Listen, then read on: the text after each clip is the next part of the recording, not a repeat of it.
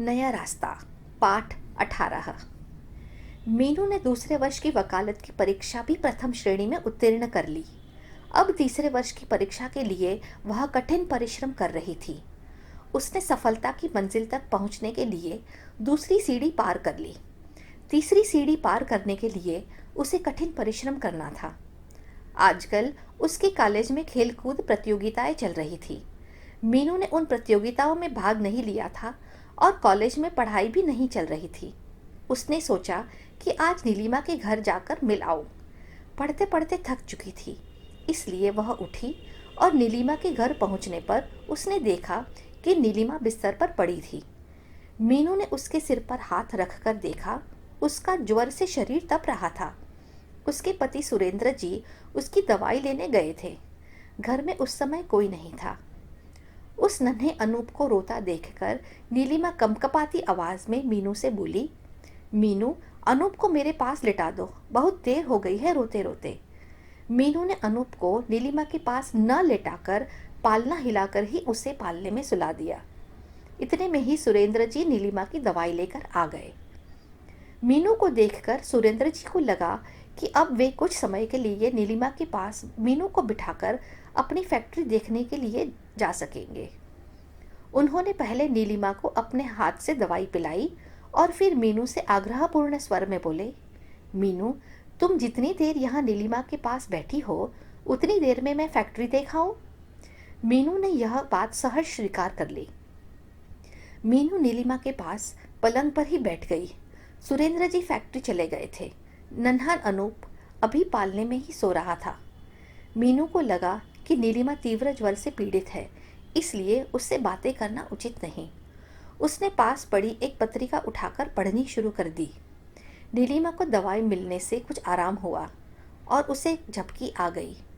मीनू उस पत्रिका को पढ़ने में व्यस्त रही। आधा घंटा नींद लेने के बाद चौंककर नीलिमा की आंखें खुली। मीनू को पास बैठी देखकर नीलिमा बोली, अरे मीनू, मुझे तो नींद आ गई थी, तू अकेली बैठी बैठी बोर हो गई होगी। नहीं नीलिमा, मैं तो आराम से बैठी पत्रिका पढ़ रही थी। हाँ, ये तो बता, अब तेरी तबीयत कैसी है? अब तो कुछ आराम महसूस हो रहा है, बदन में दर्द भी कम है, नीलिमा ने धीमी आवाज में कहा।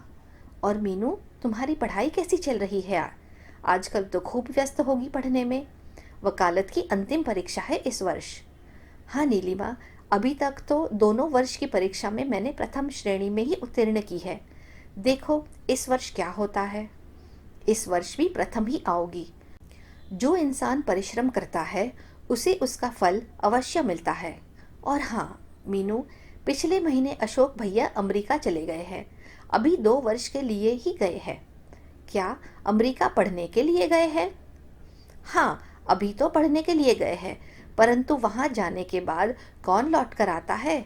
सब वहीं बस जाते हैं। मीनू ने अपने भाव व्यक्त करते हुए कहा, परंतु मैं तो इस पक्ष में जरा भी नहीं हूँ। हमारी भारत सरकार हमारी पढ़ाई पर कितना पैसा खर्च करती है और चंद पैसों के कारण विदेशों में जाकर बस जाए। यदि सभी बुद्धिजीवी विदेशों में जाकर बस जाएंगे तो हमारे देश की उन्नति किस प्रकार संभव हो सकेगी? मीनू की बात का समर्थन करते हुए नीलिमा बोली, तुम ठीक कहती हो मीनू, परंतु इन बातों को सब कहाँ समझते हैं। अभी उन दोनों का वार्तालाप चल ही रहा था कि इतने में नन्हे अनूप ने रोना शुरू कर दिया। मीनू ने अनूप को अपनी गोद में उठाया और खड़े होकर घुमाने लगी। तभी सुरेंद्र भी फैक्ट्री से वापस आ गए। मीनू को यहाँ आए कई घंटे हो चुके थे। जैसे ही उसकी दृष्टि घड़ी पर गई, वह एकदम उठ खड़ी हुई। नीलिमा ने उससे कहा, सुरेंद्र जी छोड़ आएंगे। परंतु नीलिमा की तबीयत ठीक नहीं थी, इसलिए उसने नीलिमा को अकेले छोड़ना उचित न समझा और वह स्वयं ही हॉस्टल चली गई।